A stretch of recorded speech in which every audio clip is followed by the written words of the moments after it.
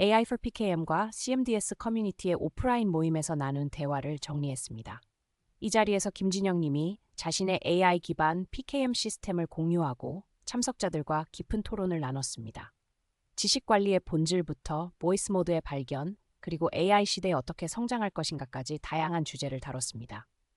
구요한 님이 서브 호스트로 진행을 맡았고 PKM과 AI에 관심 있는 다양한 분야의 전문가들이 참석했습니다. 김진영 님은 네이버 미국 법인에서 검색과 추천 시스템 평가를 담당하고 계십니다. 한국 팀과 시차를 두고 4년간 일하시다가 몸과 마음이 힘들어져 6개월 휴직 후 12월에 복직하셨습니다. 특이하게도 10년간 행복도를 측정해 왔는데 여러 앱과 외부로 실험하고 바이오메트릭까지 시도한 결과 시애틀 타임스에서 취재를 해갔습니다. 취미도 다양해서 PKM, 레고, 분재, 그리고 음악 감상을 좋아하시고 버킷리스트였던 뮤직 페스티벌에도 휴직 기간에 다녀오셨습니다. 첫 번째 섹션에서는 지식 관리의 본질에 대해 이야기합니다. 단순히 지식을 쌓는 것이 아니라 삶의 문제를 해결하기 위한 도구로서의 PKM을 살펴봅니다. AI 시대에 지식이 폭발적으로 늘어나면서 발생하는 문제점들과 그 해결책에 대해 깊은 토론이 이어졌습니다. 김진영님은 지식 관리의 목적을 현재와 목표 사이의 갭을 최소화하는 것으로 정의합니다. 왜 지식만으로 되느냐라는 질문에 대해 지식이 없어서 뭔가를 못할 수도 있지만 예를 들어 다이어트 방법을 알아도 지속적으로 안 될 수 있다고 말합니다. 의지가 약할 때 그것을 보완할 수 있는 방법을 찾는 것, 계획을 세우는 것 자체도 지식의 영역입니다. 좀 더 넓은 의미에서 지식 관리는 단순히 머리에 있는 걸 늘리자는 게 아니라 내 삶의 모든 문제를 더 잘 해결해 보자는 것입니다. 지식의 소화 불량은 지식을 모으기만 하고 실천하지 않는 상태를 말합니다. 김진영님은 AI가 요약해 주는 것에 빠져서 한참 엄청나게 지식을 모을 때가 있었다고 합니다. 그러다가 깨달음을 얻었죠. 지식을 막 모으고 아무것도 안 하면 머리가 복잡해지고 이거 해야지, 저거 해야지 목록은 늘어나는데 실제로 하는 건 별로 없습니다. 번아웃이나 완벽주의 같은 안티 패턴들이 생기죠. 참석자 중 한 분이 포모도 같은 맥락이라고 지적했습니다. 너무 새로운 게 많이 나와서 다 따라가려는 것도 체한 것과 비슷합니다. 브라이언 님이 스타크래프트의 미네랄에 비유했습니다. 세컨드 브레인과 third 브레인을 구분하는 이유 중 하나가 AI가 만들어 놓은 지식이 나의 해석된 지식은 아니기 때문입니다. AI로 지식들을 정리해 놓아도 컴퓨터 덮고 말해봐라 하면 설명을 못하죠. 김진영 님은 여기에 공감하면서 더 큰 문제를 지적합니다. 미네랄이 3배 더 늘어났다는 거예요. 미네랄 덩어리가 뒤에 5,000개나 있는데 정작 본인은 강한 SCB가 되고 싶었거든요. 미네랄만 계속 쌓이니까 이걸 어떻게 개선시킬 수 있을지 고민하게 됐다고 합니다. Weak knowledge는 그냥 들은 정보이고 Strong knowledge는 내가 컨텍스트를 부여한 검증된 지식입니다. 김진영님은 예를 들어 외부에서 들은 카더라 같은 것과 잘 검증된 의학저널에서 나온 다이어트 정보는 다르다고 설명합니다. Weak knowledge를 strong knowledge로 바꾸는 것이 중요한데 내가 컨텍스트를 넣지 못하면 활용 범위가 줄어듭니다. 브라이언님은 전문 영역에서는 weak knowledge를 strong으로 바꾸기 용이하지만 그렇지 않은 영역도 있다며 지식의 영역마다 전략이 달라야 한다고 질문했습니다. 김주성님이 중요한 포인트를 지적했습니다.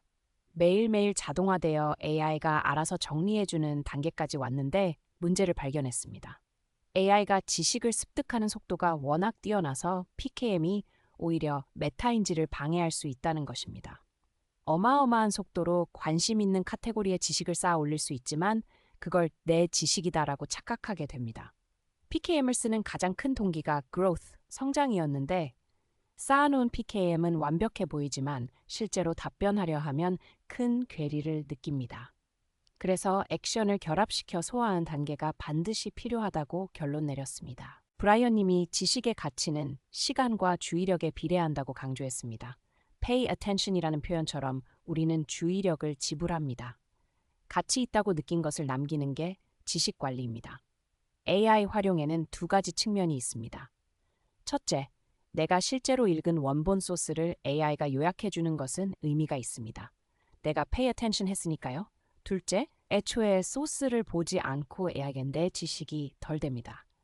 limitless로 내가 말한 것들을 요약하는 건 내가 경험한 거라 의미 있지만 경험하지 않은 걸 요약해서 쌓기만 하면 내게 아닙니다. 손현우님이 지식 취사 선택에서 목적성과 랜덤성의 균형을 강조했습니다. 인간이 같은 시기에 담을 수 있는 정보의 양은 한계가 있습니다. 주간, 월간, 연간 목표를 기반으로 현 시점에 집중해야 할 것들을 취사 선택해야 합니다. 하지만 그렇게만 살면 편향에 빠질 수 있습니다. 그래서 인간은 불확실성에 대한 비율을 조정해야 합니다. 새로운 것들을 만나고 성장하려면 목적성에서 벗어난 데이터에 대한 랜덤성을 어느 정도 유지해야 합니다. 이 불확실성과 목적성 사이의 균형이 중요합니다. 두 번째 섹션에서는 AI 활용의 진화 과정을 살펴봅니다. 챗 GPT에서 시작해 프롬프트와 노트북 LM, 클로드 코드와 커서, 그리고 최근의 보이스 모드까지 단계적으로 발전해온 경험을 공유합니다. 특히 N8N 같은 워크플로우 도구에서 프롬프트 연결로 전환한 계기와 데일리 라운드업 자동화의 역설적인 문제점도 다룹니다. AI 활용은 단계적으로 진화해왔습니다. 김진영님은 챗GPT에서 시작했고 챗GPT가 똑똑한데 내가 컨텍스트를 못 주네 라는 문제를 느끼고 프롬프트와 노트북 LM을 쓰기 시작했습니다. 그 다음 AI를 데려와야겠다 싶어서 클라우드 코드나 커서 에이전트를 쓰기 시작했고 그때부터 신세계가 열렸습니다. 온갖 것들이 가능해졌죠. 공유 스페이스에 컨텍스트를 넣을 수 있고 프롬프트도 넣을 수 있고 MCP도 넣을 수 있게 됐습니다. 그리고 가장 최근의 큰 스텝 펑션은 보이스 모드의 발견입니다. N8N을 열심히 배웠지만 자꾸 에러가 났습니다. 삽질하다가 깨달은 게 만들고 싶은 워크플로우가 복잡한 게 아니었습니다. 프롬프트 여러 개를 연결하면 되지 않을까 생각했는데 연결하니까 되더라고요. 참석자 중 한 분이 재미있는 분석을 했습니다. 너무 똑똑하시고 일을 잘 시키시니까 오히려 N8N에 나를 맞추는 게 더 힘들다는 것입니다. N8N은 정형화되고 예측 가능한 자동화에 적합하고 창발성이나 복잡한 작업에는 클로드 스킬이 더 낫다는 결론입니다. 물론 용도가 다른 툴이라 균형점은 사람마다, 태스크마다 다릅니다. 데일리 라운드업은 자동화된 워크플로우입니다. 라이프로그를 수집하고 애플노트스에서 가져오고 데일리 라운드업을 생성하고 토픽 노리지 인덱싱까지 합니다. 하지만 AI가 너무 잘해주면 오히려 내가 안 보게 되는 역설이 있습니다. 라운드업을 너무 잘해주면 내가 실제로 라운드업 자체를 보지 않는다는 거죠. AI가 정리해줄 거야? 그러니까 나는 안 봐도 돼 라는 마인드가 생기는 것입니다. 이 균형을 찾는 게 중요합니다. 편리함과 실제 학습 사이의 트레이드오프를 어떻게 관리할 것인가가 핵심 과제입니다. 세 번째 섹션에서는 자동화 시스템의 구체적인 구현을 살펴봅니다. 클리핑 워크플로우의 EIC 프롬프트, 액션 아이템의 필요성, 오케스트레이터 시스템의 태스크와 워커 개념, 그리고 터미널 진입 장벽을 해결하기 위한 데스크탑 앱까지 실제 구현 사례를 공유합니다. EIC 프롬프트는 Enhance, Improve, Correct의 약자입니다. 옵시디언 클리퍼로 웹 클리핑을 하면 자동으로 실행됩니다. 트랜스크립트의 오류를 수정하고 챕터를 추가하고 읽기 쉬운 포맷으로 변환해줍니다. 김진영님은 요즘 유튜브에서 많이 공부하는데 클리핑하면 자동으로 서머리가 생성됩니다. 저도 그거에 약간 중독이 돼가지고 어느 순간 제 옵시디언에 엄청난 서머리가 쌓이기 시작했어요 라고 말합니다. 이 편리함이 앞서 언급한 지식의 소화불량 문제와 연결됩니다. 서머리가 쌓이기만 하면 의미가 없습니다. 김주성님이 미더에 오셔서 왜 이렇게 쌓이는 게 좋은 거냐 라고 질문했습니다.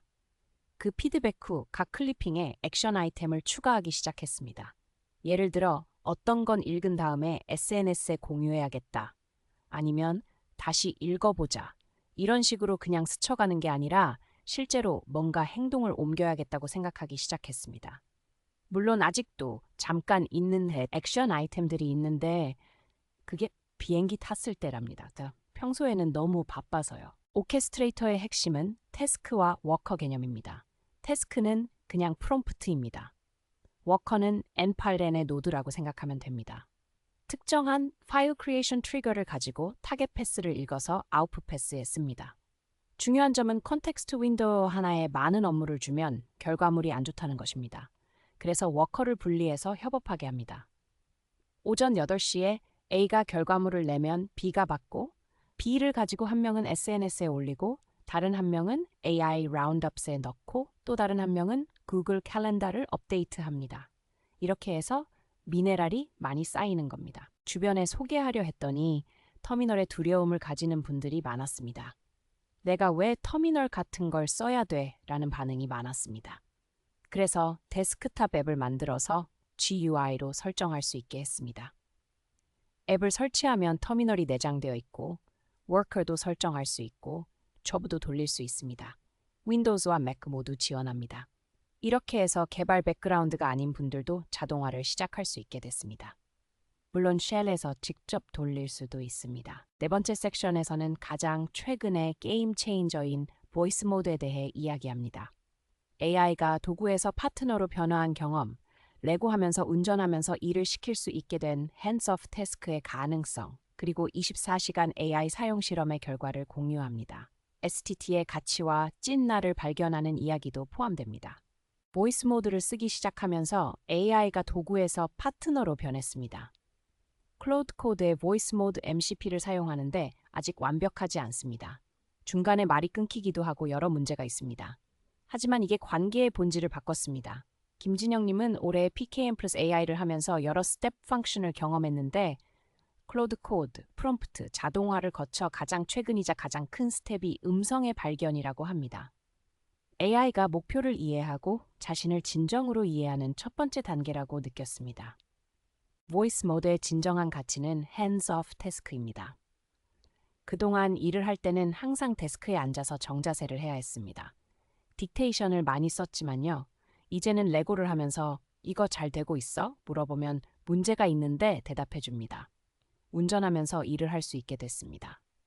브라이언님은 더 나아가 애플워치로 말을 했는데 내 컴퓨터에 있는 파일들 참조해서 클로드 코어가 돌게 할 수 있다면 얼마나 행복할까라는 꿈을 공유했습니다. 차를 이동식 작전본부처럼 꾸미고 계시다고 합니다. 음성을 쓰기 시작한 첫 2, 3일은 정말 약 빨고 일하는 느낌이었습니다. 영화 리미트리스에서 브래들리 쿠퍼가 약 먹고 천재가 되는 것처럼요. 실제 기록을 보면 12월 9일에 태스크 10개, 12월 10일에 11개였는데 음성을 쓰기 시작한 후 수십 개로 폭발적으로 늘었습니다. $100 요금제가 부족해서 $200로 업그레이드해야 했습니다. 트루풋은 확실히 높아졌지만 부작용으로 스트레스 레벨도 같이 올라갔다고 합니다. 이게 과연 바람직한 삶인가 하는 고민도 생겼습니다. 브라이언 님이 인터페이스 변화의 중요성을 강조했습니다.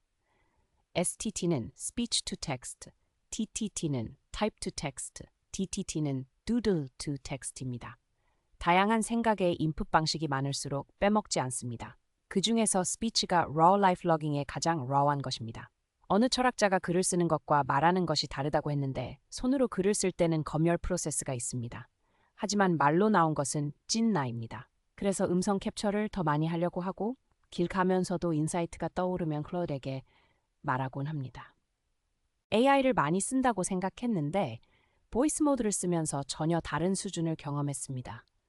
저는 AI를 지난주 전에는 정말 많이 활용하고 있다고 생각을 했는데 지난주에 느낀 게 나는 AI를 정말 안 쓰고 있었구나. 지금은 AI를 시키는 연습을 하는 시기라고 합니다.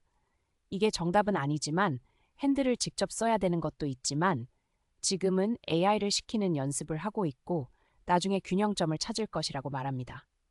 지난주부터 정말 한 단계 더 AI를 믿어보자는 연습을 많이 하고 있습니다. 5번째 섹션에서는 시행착오를 스킬로 만들어 재사용하는 방법을 다룹니다.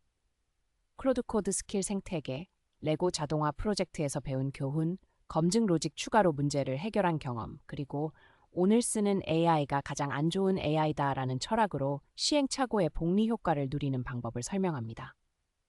클로드 코드 스킬은 시행착오를 캡슐화한 것입니다. 스킬을 처음에 신박한 개념이라 해서 열심히 관련 스킬을 만들기 시작했습니다.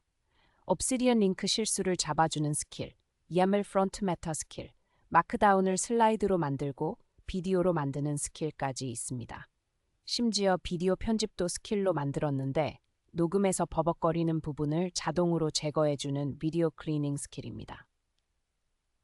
이렇게 콘텐츠 제작 워크플로우가 완전 자동화되어 노트북 LM보다 더 커스터마이즈 가능합니다. 목표는 클로드 코드와 obsidian 사용자를 위한 스킬 생태계를 만드는 것입니다. 레고를 AI로 자동 설계하려고 했더니 문제가 생겼습니다. 취미인 레고와 분재를 결합해서 분재를 레고로 만드는 스킬을 시도했는데 생각보다 잘 못합니다. 블록이 공중에 떠 있거나 서로 겹치는 문제가 있었습니다. 이렇게 겹치면 안 된다는 규칙을 AI가 모르는 거예요. 이때 깨달았습니다. 아, 이게 클라우드가 만능이 아니다. 그냥 던져서 되는 게 아니라 AI가 일을 하기 위해서는 적절한 규칙과 검증 로직이 필요합니다. 이 시행착오가 스킬로 만드는 계기가 됐습니다. 검증 로직을 추가해서 해결했습니다. 블록을 새로 쌓을 때마다 두 가지를 검증합니다. 첫째, 새 블록이 기존 블록과 떨어지지 않아야 합니다. 즉 연결되어야 합니다. 둘째, 기존 블록과 오버랩이 되면 안 됩니다. 그 규칙을 넣으니까 드디어 제대로 된 결과물이 나왔습니다. 레고는 LDR이라는 스펙 문서가 있는데 이걸 기반으로 CD 모형을 볼 수도 있습니다. 이 시행착오 전체를 스킬로 만들어서 다음에 비슷한 작업을 할 때 재사용할 수 있게 됐습니다. 임의의 블록으로 레고셋을 만들어주는 것도 충분히 가능할 것 같다고 합니다. 오늘 쓰는 AI가 가장 안 좋은 AI라는 말이 있죠. 만약에 AI가 오늘 레고를 만들 때 이 정도 수준이라면 6개월 뒤에는 똑같은 스킬을 써도 더 잘할 겁니다. 그러면 지금 투자하는 게 복리 이자를 얻는 것과 같습니다. 그래서 시행착오를 일회성으로 끝내지 않고 스킬로 만드는 습관을 들이고 있습니다. 명확한 인풋과 아웃풋이 있는 건 다 시킵니다. 최대한 안 하고 시켜보고 시켜서 못하면 스킬로 만들어서 시키면 더 잘합니다. 처음에 PKM을 내 브레인에 넣고 싶어라고 생각했는데 지금은 꽤 가까워졌다고 느낍니다. 실시간 미팅 어시스턴트를 만드는데 5분이 걸렸습니다. 이미 데이터가 있고 리미틀레스가 계속 녹음하고 있으니까 1분에 한 번씩 폴링해서 새로운 콘텐츠를 가지고 띄워달라고 하면 됩니다. 결과물 자체보다 만드는 시간이 이렇게 짧아진 게 진짜 깨달음입니다. 프로그래밍은 당연히 할 필요가 없습니다. 한 참석자가 예전에 교육용으로 프랭클린 노트 들고 다니며 수기로 기록하고 머릿속에서 돌린 다음 역제안하던 경험을 공유하며 이게 내 눈에 실시간으로 정리되면서 뜬다면 굉장히 도움이 될 것 같다고 말했습니다. 6번째 섹션에서는 앞으로의 비전을 살펴봅니다. 브레인들끼리 네트워킹하는 브레인 커뮤니티 구상, 매일 업데이트되는 나의 버전과 시스템 프롬프트 개념, 상황에 따라 다른 모습을 보여주는 퍼소나 에이전트, 그리고 시키지 않아도 도움을 주는 실시간 어시스턴트 비전까지 미래의 AI 플러스 PKM 가능성을 탐색합니다. 브레인 커뮤니티는 각자의 브레인이 클라우드에서 서로 네트워킹하는 비전입니다.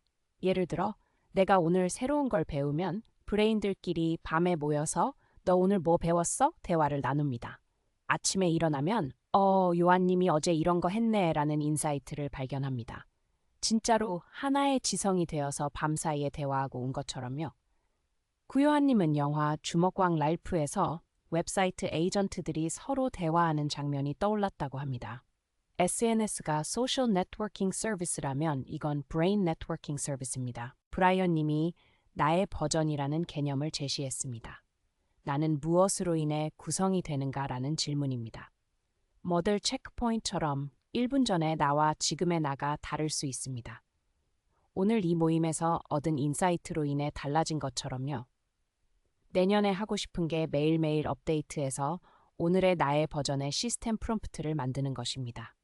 나를 정의하는 여러 가지 요소들, 에고를 철학적으로 분리해서 관리하고 라이프 러깅한 경험들이 최신 업데이트가 되는 구조입니다. 음성 에이전트에 여러 페르소나를 부여할 수 있습니다.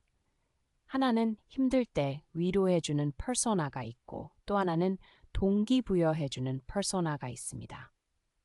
디폴트는 퍼블릭이지만 프라이빗한 정보도 있으니까 구분할 수 있습니다. 커뮤니티의 각 구성원에 따라서 다른 모습을 보여줄 수 있습니다. 가족용, 회사용 등으로 나눌 수도 있고요. 이건 브레인의 여러 가지 앵글이라고 할 수 있습니다. 상황과 상대에 따라 적절한 모습을 보여주는 것입니다. 실시간 어시스턴트는 미팅 중에 계속 제안을 해주는 것입니다. 지금까지는 일이 끝난 다음에 도움을 받았는데 기록을 남기거나 하는 식으로요. 실제로 일을 하는 중에 도움을 줄 수 있는 게 있을 것 같습니다. 리미틀레스 핀을 항상 끼고 있으니까 음성을 항상 들을 수 있고 1분에 한 번만 조언해줘도 엄청난 도움이 됩니다. 실시간에 가깝게 할 수도 있지만 더 어려운 건 다른 컨텍스트를 담아주는 것입니다. 몇 달치 기록이 남아있으면 해줄 수 있는 수준이 달라집니다. 7번째 섹션에서는 참석자들의 깊은 토론 내용을 정리합니다. 결과를 위한 AI와 성장을 위한 AI의 구분, 지식의 자연 선택 개념, AI 시대의 경험 격차, 오버홀과 디지털 디톡스의 필요성, 빙산 이론과 액션 러닝, 암묵지의 형식지화, 그리고 AI 활용과 집중의 균형까지 다양한 관점이 공유됐습니다. 김주성 님이 중요한 구분을 제시했습니다. 결과물을 만드는 AI는 효율적이고 빠르면 됩니다. 편리한 비서 같은 역할이죠. 하지만 성장을 위한 AI는 다릅니다. 교육학이나 두뇌를 보면 쉽게 근육이 클 수 있는 방법은 없습니다. 편하게 성장할 수 있는 방법은 존재하지 않더라고요. 결과를 위한 AI를 성장에 쓰려다 보니 모순이 발생합니다. 성장을 위한 AI를 만들고 싶다면 어떻게 하면 나한테 효과적으로 고통을 줄 수 있을까를 고민해야 합니다. 무서운 트레이너가 되어야 하는 것입니다. 손현호님이 지식의 자연 선택이라는 개념을 제시했습니다. 다양한 데이터 소스에서 들어온 것을 계속 평가합니다. 랜덤성 있게도 들어오고 목적성에 맞게도 들어옵니다. 해당 내용을 보고 평가한 것 중에 모르는 단어가 있으면 다시 엔티티로 환원시킵니다. 지식이 들어왔을 때 팡 터지면서 연결됐다가 생각해보니까 이거 틀리네 하고 연결을 끊습니다. 이렇게 지식이 자연 선택되는 과정을 해보고 싶다고 합니다. 정보의 누적이 있어야 이 메커니즘이 작동합니다. 한 참석자가 AI 시대의 경험과 지식이 더욱 중요해질 것이라고 말했습니다. 경험이 많은 사람들은 데이터가 많아서 AI로 날아다닐 수 있지만 경험이 없는 사람들은 AI를 접해도 잘 못 쓸 수 있습니다. 이 격차가 사회적으로 벌어질 것 같다는 우려입니다. 하지만 김진영님은 양면성이 있다고 합니다.